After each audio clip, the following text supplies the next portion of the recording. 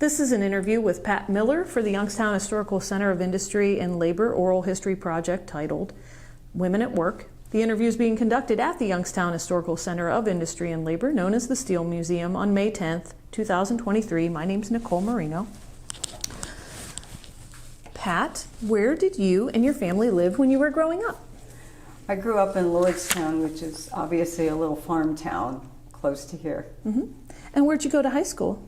I went to Lordstown High School. Okay. What year did you graduate? I graduated in 1971. Okay. What did you do right after high school? Well, right after high school, I had a job at Fisher Big Wheel, which was a clothing store. But before that, I actually worked at a tree nursery for 50 cents an hour, trimming Christmas trees and weeding. It was a summer job. And the boys were paid 75 cents an hour. And you all did the same work? We did exactly the same work. Well, I actually showed up for work every day. The boys not necessarily so. Gotcha. And that was your first job while you were in high school, and then when you got out, you did I a little worked bit at of retail? Fisher Big Wheel, and I believe I was paid $1.25 an hour. Okay. And that was your first job out of high school? Right, and that was to help me put myself through college. I had received a scholarship for 1 year, and but I needed to pay tuition the rest of the year. And tuition at YSU, I have to think about this, was, I believe, $150 a quarter. So it was very, very affordable. And I was the very first member of my family to go to college. Okay. And what did you study when you went to college? I initially started out as an art major, but I realized pretty quickly it wasn't something I wanted to do. So I opened up the college catalog to see what looked interesting, and criminal justice looked interesting. So I actually have a degree in criminal justice. Fantastic. Did you get to use it in the workplace then, or? Not really. I did apply at one police department, and my husband took the test, the same test, just as and we scored the same, and he got offered the job, and I didn't. Oh, that's terrible. Okay, so out of school, you went to Fisher Big Wheel, and you're working there to put yourself through school. How long do you think you stayed there? It wasn't long.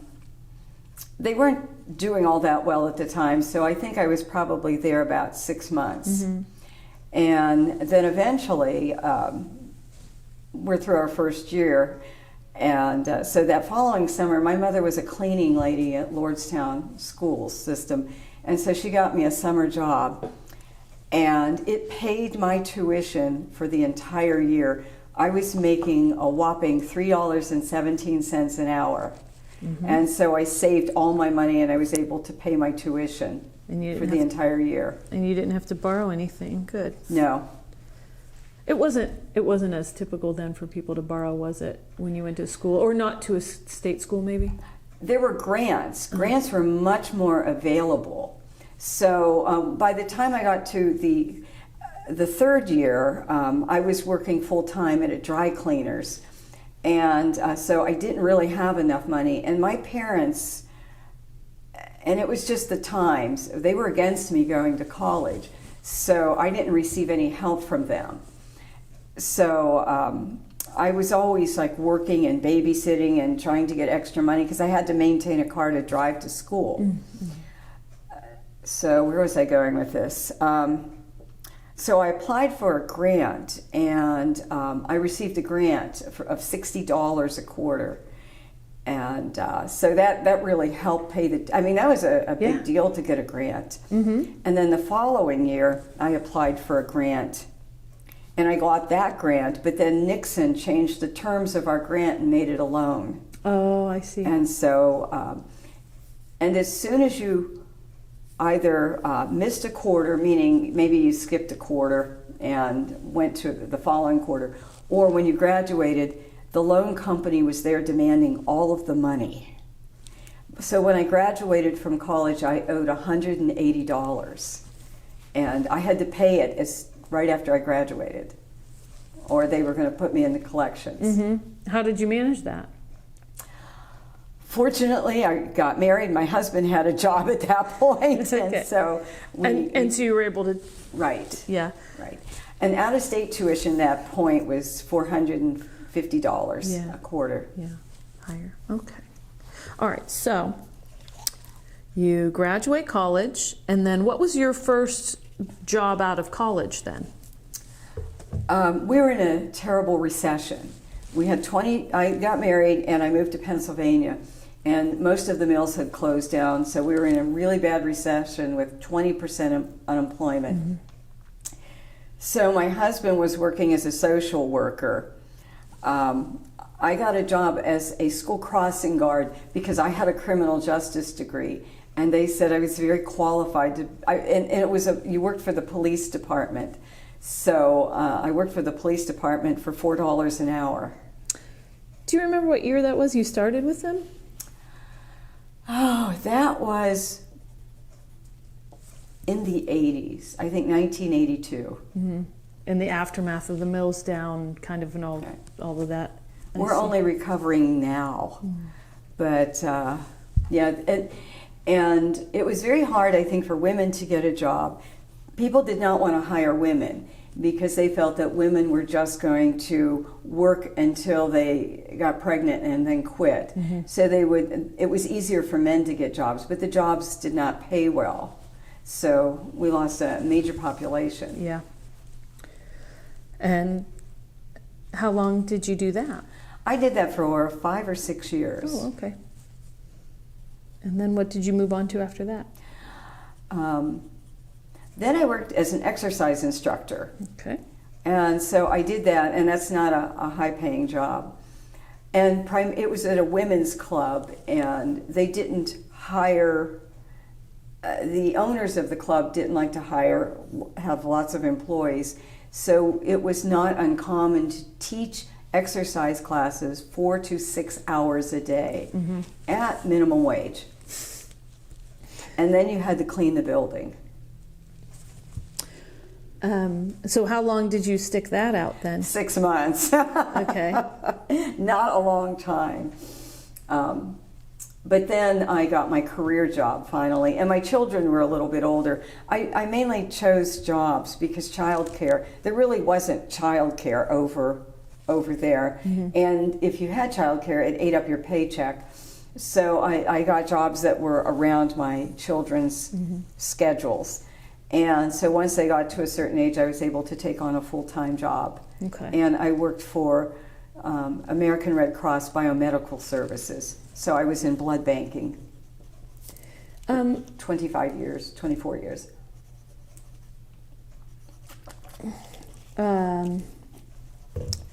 You just mentioned, we'll take a little aside to the childcare and stuff, and you mentioned that you were married at the time, and when your children were smaller, you're organizing your work life in such a way that you can provide some level of the childcare, and then when you needed extra help, what kind of support structure did you have in place there?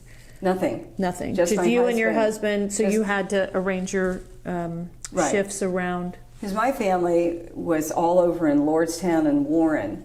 And so for anybody to drive that far to come over, people who live in Ohio think Pennsylvania is very, very far. And it's almost like you're living in Texas. And so I think it has a lot to do with a small community. I mean, my parents were in Lordstown. My grandparents were in North Jackson. Family in Niles and Warren. But that's, Pennsylvania's really far. Sure. So I had. And so you're in reality, you're just across the border. So typically for any of those cities that you just mentioned, it's maybe a 20 to 30 minute drive. Yeah, it took me about, well, not counting the construction, it's about 23 minutes for me to come from Hermitage to get here. Okay.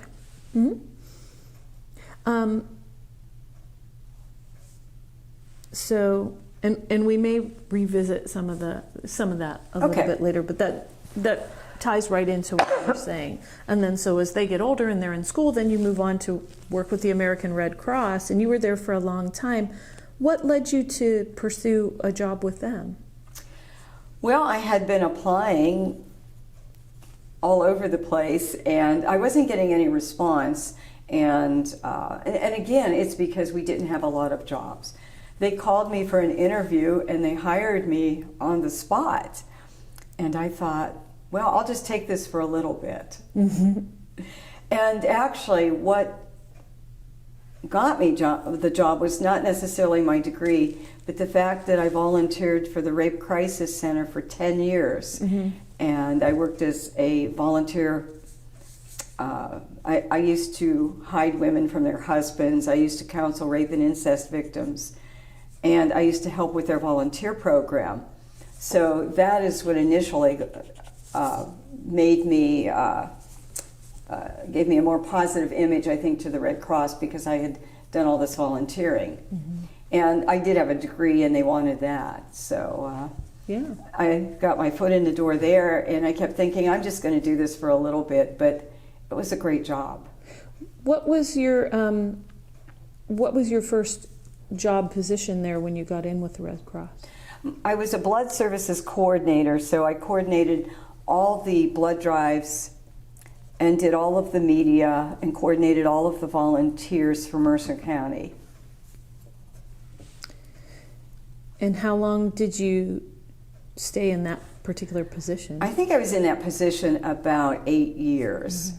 When did you start there? Do you remember what year it was when you started with them? Yes, 1988. 88. That was going to be my guess. And then, so as you're coordinating all of these things, did you need any special additional training to do that particular job with them? Oh, definitely. Yeah. How did you acquire that extra training? I had a very good trainer. My supervisor provided all of the training at that point. Okay. It was a whole lot less complicated. There were no computers. There were no cell phones. There were no fax machines. There was nothing. Everything was done by telephone and by getting in your car and traveling. And all that marketing. So they provided everything for you in-house, and it obviously worked out because you did that position for 8 years. Right. What caused you to shift out of that position? We merged with another Red Cross region, and they promoted me to a more regional person. Well, first they sent me down, they had a problem child down in West Virginia, and they sent me down there and said, can you fix this? I was pretty good at what I did. So they sent me down there, and I fixed it, and they were very pleased. So every time that they would have a problem child, they started sending me. And so they promoted me to a regional person. And so I had multiple counties. And then they hired me as a consultant. They merged another region. And a lot of the reasons the merging was happening was because of all of the changing in blood banking. And FDA rules. We were no longer considered a nonprofit, but our part of the Red Cross was considered a pharmaceutical manufacturing company, and that we manufactured drugs. So drugs became a blood and a biologic. It's just like a prescription medicine. So there was a huge shift in the paradigm. And then technology started coming in, and the technology would always go to the lab, like at first, and then it started creeping into what we were doing. And the rules were not only about the product, but it was also about how the product was obtained. It was how the product was manufactured. It was what we were allowed to say and not allowed to say, how we were allowed to present to the public. So then I was moved to a consultant, and I was sent down to the Huntington, West Virginia, where I was down there 2 years, and basically I lived here on the weekends, but I lived down in Huntington and worked in 3 states: Kentucky, West Virginia, and Southern Ohio. So working on that entire program. And so they liked what I did, and they sent me to Winchester, Virginia. Then they sent me somewhere else, and then other regions heard about me, so I was sent down to do training, like down in Roanoke, Virginia. And along the way, they have this award called the Spirit of Excellence Award. And I was nominated by 3 different departments, and it's one of those awards that if they don't think anyone qualifies, no one gets it. Okay. And so I received that one, I believe, in '92.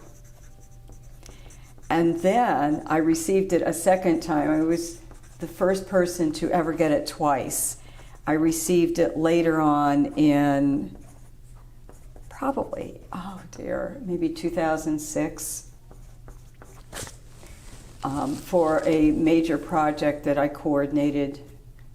And again, it's not, there were people that did really fantastic things and never got it because maybe they were just a little cut below. Mm-hmm, mm-hmm. And so in that job, I eventually worked in 100 counties in 6 states. And it was a fantastic job because you got to go to places that people never heard of. Mm-hmm. I got to go to a secret naval base. Most people don't even, I got to go to Mount Weather, and look that up sometime, Mount Weather. I was at the FBI station, I was in churches, I was in steel mills. I got tours of steel mills. I was in almost every major hospital, at least 100 high schools and colleges.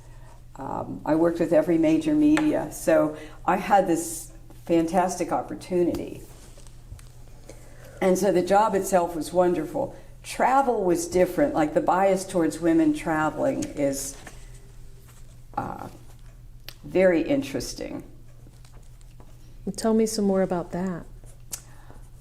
Well, I always had to make sure my hotel room number was never said out loud. If it was, I gave it back.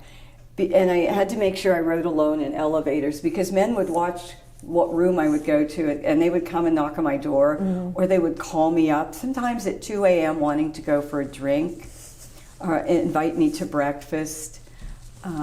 I got all of the honey.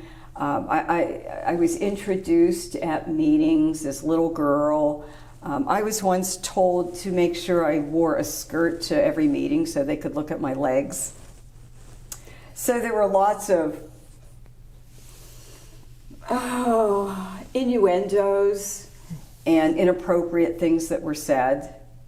And especially when you're working with, I can't say just mills, but where it's mainly an all-male environment. Mm-hmm. Even the guy in the toll booth, before they had the Easy Pass, I'd reach out to get my change and he would stroke my hand.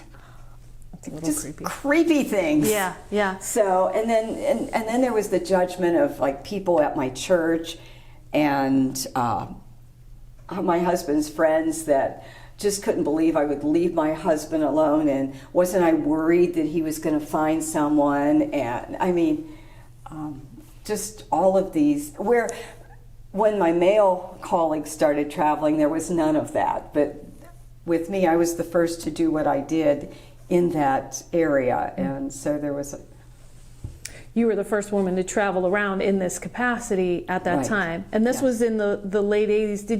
This was in the 90s. In the 90s. Did you find that did it stay that way? Because you're retired now, right? Did it stay that way until you retired, or did it taper off? Did it get any better or worse? It actually got much better because I think once it becomes the norm, mm-hmm. it's just like when men decided to go into nursing, everyone was horrified, mm-hmm. but it's the norm to see male nurses. You wouldn't think of it.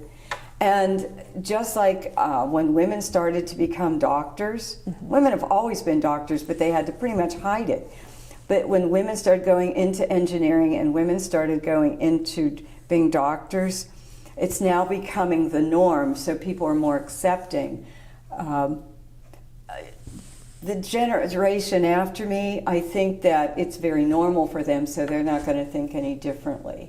And the STEM program at YSU is now over 50% women, which is very exciting. Very much so. When you would find yourself on location, because you traveled so much in this capacity, did you feel any friction with your coworkers in that same way, or did you have any challenges with your coworkers? I think if I had a challenge with a coworker, it was because they were an idiot, not because they were male or female. I mean, I have this saying about nonprofits, so I hope the Red Cross doesn't take my pension away. Having worked with many nonprofits, employees fall in two categories: those who are committed and those who need to be. Sometimes I went I went back and forth. Sometimes you would flip over that. Oh, there were line. times You're I very thought, I need to sure. be committed. What am I doing here? But for the most part, we had angels and sinners just like anybody else. And so I really, and I supervised a lot of male employees. And it's funny how we moved from being mostly male in the, with supervisors and managers, to mostly females then. And really, I only had a problem with one male, and that was in the South. He did not like taking orders from women, but he was probably the only one, and he was like that all the time anyway. So, excuse me. So that was just kind of part of his personality, and he got to express that. He expressed it to you, or yeah. How did he express? How did he express it? When I said, "We are neutral. We don't. You need to," because we had a set of 7 values, 7 principles that we followed, which was neutrality and treating people equally, and the Red Cross has the same values and principles as I do. So that was why I really liked working for them. But when I said, no, we cannot say or do these things, he turned his back on me and shunned me. Because he didn't appreciate that critique. I see. And so it was very difficult to train somebody whose back you were talking to. But I would say as time went on, things got better. I would say that for young women these days, I'm certain that the harassment part and the inappropriateness is still done. It's probably done a little more discreetly, and not as overtly as it was done in my day. Sure. Where they could say anything. Were you ever able to resolve the issue with that one particular person, or did you just... No, I could never resolve it. Just let him go on his way. And he eventually, you generally know when somebody's acting up within the first couple of weeks, they're not going to stay long, and he didn't. Yeah. He did not like being around so many women giving orders. So, did you ever have to do shift work there? Did you ever have to do anything other than day turn? We were the Red Cross. We were always on call. So depending on what your job was, you worked those shifts. I did not have to work at night, but there were times I got up at 3 a.m. to travel somewhere. I might have maybe I didn't want to stay in a hotel, so I would get up at 3 or 4 and get in my car and drive 5 or 6 hours to get somewhere. And do the job. an event or the job, and then drive Right. home that day. Yeah.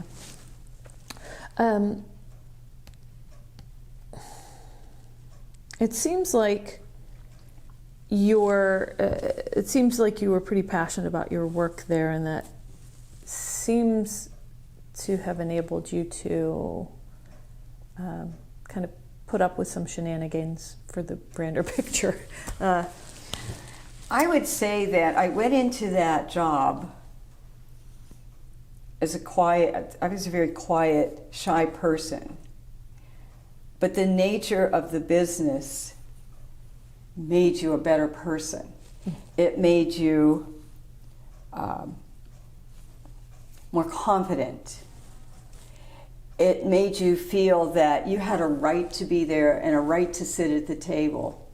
It gave you the ability to speak to the media, the ability to speak to a crowd of moms or 2,000 people in an audience. It gave you so much confidence in what you were able to do. It was probably the best job I could have ever had, because if you didn't do certain things, you weren't doing your job. So you were trained, and they gave you the tools you needed, and you went out and you did your job. And that's what I most appreciate about that. You know, when I talk to people about their jobs, they're just thrown out there. Sure. And that's it. And I actually was a trainer, and I wrote a training manual. So, and I wrote some of our standard operating procedures. So I understood everything inside and out. Let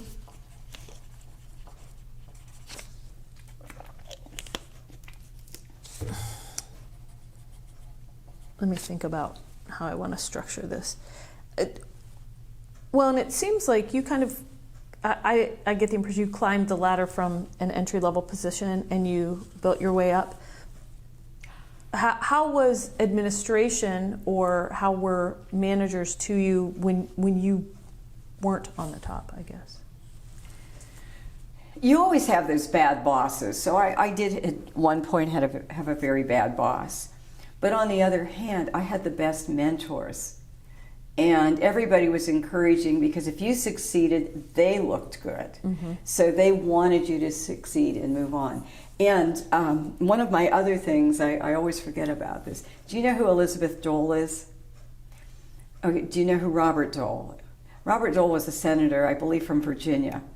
And at one point under Reagan, the Secretary of Labor was Robert Dole's wife, Elizabeth Dole. She's the one who fired all of the traffic control guys at one point. Do you remember that in the 80s? Well, all the traffic controllers went on strike and she fired them all. Okay. Now, how this relates to me is eventually she was recruited to be in charge of the Red Cross. And the reason she was recruited to be president and CEO was because we were in trouble. We were in trouble because HIV got into the system, and all blood banks were in trouble at that point. And we needed somebody who could come in, look at what we do, and say, here's where we need to go. And she came in, and she was president of the Red Cross, and she was very, very famous. And she could talk to the FDA. We had to move from our grandmas running the Red Cross and grandpas to business people, or we wouldn't exist anymore. And so, long story short, I went and I did this presentation, and this man liked what I did so much. He was friends with her, and he wrote to her about me, and I have a framed letter from her thanking me for what a good job I did. That's from fantastic. Elizabeth Dole. And was she able to help? It sounds like she was able to help bridge that gap in a transition time where... With Red Cross, yes, from social service agency to pharmaceutical manufacturing company. Because HIV was not going to be the very first disease or illness that we got, and it certainly wasn't going to be the last. And people died, and not a lot of them, but people died, and people should not die from a blood transfusion. So she was able to make that transition and help guide everybody and get the right people in place so that we could go forward. And I love Elizabeth Dole. She's probably in her 90s now. They said she was tough. I never had the opportunity to meet her, but I still have my framed letter from her. What did you enjoy the most about your job? I enjoyed all the new experiences. And I say that because it was to a point where my husband would tell people where I was and what I was doing, and they thought he was lying and making it up. But I mean, I went to every small town in almost the entire state of West Virginia. So I got to all these small towns and I got to know people. But on the other hand, I was meeting CEOs of companies and I was going to schools. And the thing that I learned just from being all around these people, everybody, is that everybody wants the same thing. And if we just sit down and talk to each other, we would all get along because we all want the same thing. We want an education, we want safe schools, we want to go to work and make a livable wage, we want health care. We all want these things. We want our children to succeed. And when you get down to that, because I went into some very, very rural places where they thought I was a revenuer. Oh. And then especially in the southern areas, I'm a northerner.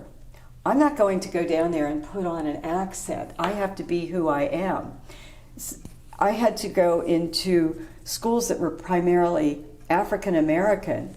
And Charles Drew is responsible for blood transfusions, and he died as a result of not getting blood transfusions because he was black. He was never denied them, but he was probably the last one they took in the ambulance, so he died when, Mm-hmm. So when you're facing, for instance, all black students, and they're saying, why should we do this? How do I, as a white person, tell them this is the right thing to do? So I had to be able to make a connection with everybody. Mm-hmm. And I also realized, it never occurred to me that people weren't happy to see me, which on one hand is incredibly naive, but I think going in there, I had a message. And I had a message that would affect their lives and their parents' lives and their siblings' lives and their wives and their future children. And they needed to know this. So now how do I connect with all of them? Mm-hmm. And how do I connect with the Jehovah's Witnesses who don't believe in blood transfusions? And how do I connect with the World War II veterans that said Red Cross sold donuts to them and Salvation Army gave it away? So it's not that it was this easy job and I had a great product to sell. I basically had to sell them on the idea of sticking a needle in their arm and telling them how much they'd like it. Mm-hmm. And I was good. Mm-hmm. I was very good. So being able to establish connections, meeting all of these people, it was going into colleges, meeting. I never have a problem with high school students because the high school students, when I came in, they were all on an even keel here. There was nobody, you didn't have to be the fastest, the prettiest, or the best. You just had to listen to me. And once I would talk, I would see them all, one after one, do the right thing. Mm-hmm. And so that was what made me stay with the job and what was the most fun. What did you like the least about your job? The stress. The stress was so awful. When you knew there were 16 units of O negative sitting on a shelf and you had 100 hospitals, who gets them? So how did you? I didn't have to do that. I had to make sure they got there. So that was the stress, and it was every summer was so stressful. Every holiday was so stressful. And all you did was worry. All you did was worry about, did I do this? Did I do this? Did I get this done? And at one point I was responsible for over 100 operations because I had X number of people worrying about me, and I was responsible for every one of those. And then you have the lab saying, what are we going to do? How are we going to do this? And then every time you saw a helicopter, or every time you saw an ambulance, every time you saw a fire truck, mm-hmm. you knew what was going on. So we were constantly on edge because of that. Yeah. So that was the worst part. The stress was horrible. I bet. I was done. I mean, as much as I miss my job, but I was done. Well, 25 years I think is fair. That's fair. 24. Let's see. Yeah, 24. Almost 25. Did you ever have a union at your workplace or be part of a union? I wasn't part of a union. We did our nursing staff unionized. Okay. And my family's a big union family. And people have a union when they don't feel like they're being heard. Mm-hmm. And so it was interesting to deal with a union. And once I was invited to be a part of a union, I did a short stint with Community Action. And they wanted to unionize. And they asked me, and I said, have you sat down with management? Have you talked with anybody? They were so afraid to talk to management and everything. They needed a union to speak for them. And so I said, well, I'm willing to go do this, but they wouldn't hear of it. So I didn't join their union, and they weren't happy with me. Mm. But I felt that we owed it to the management to sit down and say, you know, we're unhappy with these things. How can we work this out? Mm-hmm. Let's do that first. You know, and our job wasn't unsafe or anything. So, but I am very, very pro-union, because I think that somebody, you know, we have OSHA. We have OSHA because of it. Mm-hmm. We have safety rules. Mm-hmm. You know? So that being said, did you ever go through any strikes? Yes, we had strikes down in West Virginia. We had strikes. Mm-hmm. Did it ever put you out of work or affect your day-to-day? No, the area that would go on strike, the other areas would work harder to make up for that, because there was one thing: you get blood on the shelf. Mm-hmm. In spite of what's going on, this will be settled eventually, but we're not letting those patients die. Mm-hmm. Mm-hmm. So you can see how committed we all were. Sure. We were sorry that they were on strike, but they had something to say and they weren't happy. But we're not going to let your family or anybody go without platelets for cancer patients. Mm-hmm. And you had a pretty good blend of men and women that you worked with over the years. Yes. Did you ever feel like a minority at any point in there? I would say at one of my very first big meetings, the head table and all the managers were male. And I thought, where are the female managers? Why is it only men up there? And I commented on it. And I never saw that again. I always saw a mix of men and women at the head table. That's good. It was like they would just jump on things and fix it, because they never wanted anything to tarnish their reputation. They wanted to be known as fair and equal. Mm-hmm. And that was one of the reasons I stayed, too. Sure. And what was the atmosphere for women in general like at the workplace? It was very good, and they were very supportive of women. And if a woman reported any type of harassment to a supervisor, and that supervisor did not report it, the supervisor was fired. The supervisor did not handle it on their own. You were to take it right to HR, and let's see what's going on and get it resolved. And that person was placed on different areas or different shifts away from the person.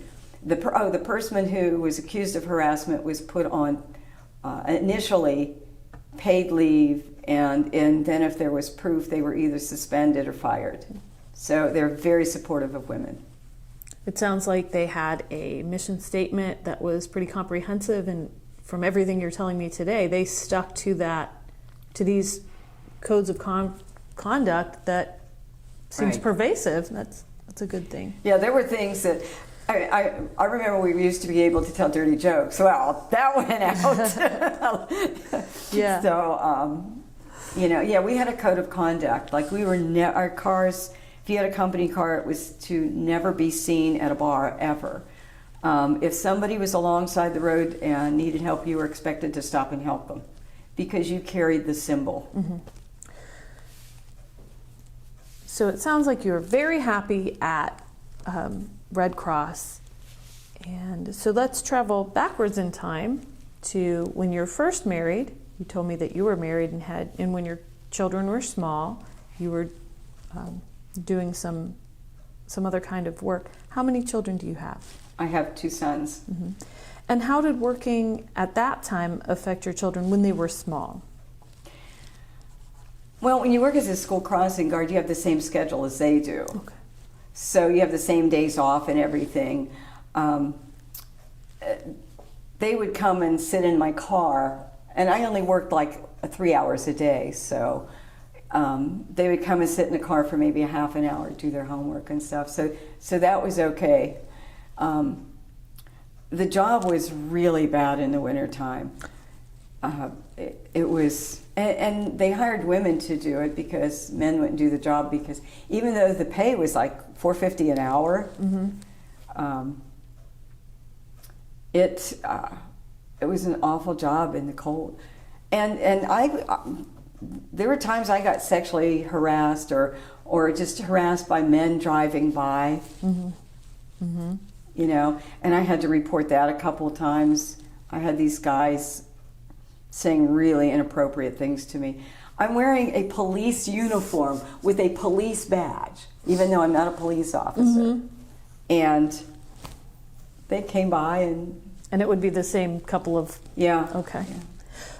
So when your kids got a little older and then you went back to work full time, did that affect them? You did a lot of traveling. How did that affect them? I didn't do the traveling till after they graduated from high school. One was in college and one was in the Navy. Okay. So I would have never done it. Kind of a non-issue on that. Right, one. right. Sure. Was it ever... did you ever find it the case where when you're working and you have your family and your kids, and then you're also caring for another family member, like an aging adult or something? How Yes. was that? Oh, it was awful. My mother had a stroke, and she was kind of going downhill, but she lived over in Austintown, and at that time I was traveling, and it doesn't matter how many are in the family. If you're the only daughter, you're the one. You know, they all were working, they all had their stuff, but so I tried to get there as much as I could, and then she had a stroke, and we didn't think she was going to recover from it, so we got rid of her apartment, and she was in a nursing home, and she was very angry about it.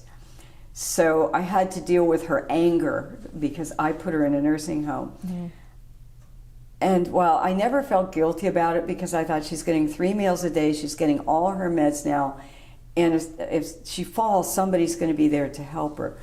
But there was just the constant anger of, I mean, she was angry with me at what, 4 or 5 years? Till she fell and broke her hip and then broke her wrist, and then she wasn't mad anymore. But by that time, she really wasn't. She was forgetting who I was. So that was a good thing, actually. So you weren't. So it just wasn't going to be possible for you with your work schedule to be the primary caretaker. So you got professional people to help her. I had to do that because I couldn't count on anyone. Yeah. And that doesn't mean she'd allow anybody else in the house. Yeah. And depending on what time, you know, home care has been evolving too. Right. And it wasn't always as easily, And home care, here's another job, that and daycare. You're doing 2 of the most important jobs there are, and you're taking people with the least amount of education, giving them the worst salary. But it's so expensive, who can afford it? Even, you know, they're only getting paid 8-something an hour. You're paying $15 an hour. They're getting 8-something an hour, and they're using their own cars. So it's if they had had assisted living and a government finance assisted living, she could have easily gone into assisted living after that. She could have gone into that and been somewhat independent. But it's difficult to come by. in the nursing home calling you need to come over, you need to do, I'm in Kentucky, you know, I'm here. And never call you the day before, always when you're, you know, 6 hours. And that was another thing when you traveled, if you needed medication or like your filling fell out of your mouth and you have an exposed nerve and you're 6 hours away, that's a treat. I filled my own tooth. So, and you had a family emergency. Like my husband fell and got knocked unconscious, and I'm, an hour and a half away. So there was nothing, that stress of being so far away was, you had that. And when he had heart issues, I'm at work worrying about him. At home, I'm worrying about my job. So yeah, the stress is just tremendous from that. Was there some guilt in your stress too from being away, or just more like a practical stress? Practical, and you felt guilty. Okay. Oh, what? You're not staying home with your husband right now? Oh, you only get so many vacation days and stuff. Oh, what? You're not doing this? But did you feel guilty your own self too? Oh, yeah. Okay. I mean, if I could have quit working, I easily would have quit it. Sure. But, at one point, you only needed one family member working. As things have evolved, you have to have two people working. There's just no way. And you had a robust career there, so and it was fulfilling in its own way. So it was hitting more buttons than just that paycheck. It seems. Right. Yeah. Right. So you're retired now, Yes. right? Did you get a pension plan from your retirement? Yes, actually, it's interesting because most people don't have pension plans. We had a pension up until 2002, and then they switched to a 401k. So I just let that pension sit, and then I invested in my 401k. So I actually have both. Okay. And had that all been one, it would have just either been one pension. But I chose to let it sit. Is there anything else that you'd like to share with me about your working life?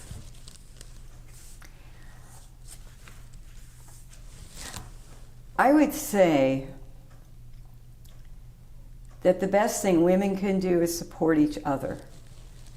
And it's hard out there. It's still hard for women. And there's still a lot of glass ceilings to be broken.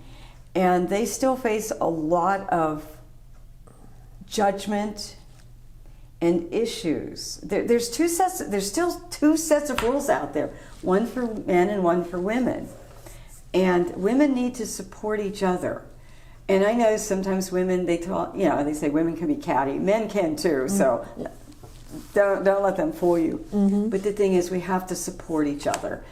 And we have to, we carry the brunt of the work at home. We carry the brunt of the work at work. We have two sets of rules. If we're being leaders, they call us bitchy. If we're standing up for ourselves, we're castrating men. I mean, I've been called every name you can possibly be called. Women need to go rappelling. And here's why every woman needs to jump off a cliff. You are so terrified. And you go down that cliff and you look at your feet and you go down 1 foot at a time. And when you get to the bottom, you are so excited because you conquered your fear. And we need to be, every situation we need to go into, we need to support each other and we need to take it 1 foot at a time, and that fear will go away. I went rappelling, and the most terrifying thing I've ever done. And I went back up and did it 2 more times. And every time I got into a situation where, everybody's angry and everybody's yelling at you, you walk in 1 foot at a time. Tell me what your problem is. We can take care of this. We can't do this. We can do this. We can't do that. And you go in, you do it one thing at a time, and that's what they need to do. That's what I learned from my career. That sounds great.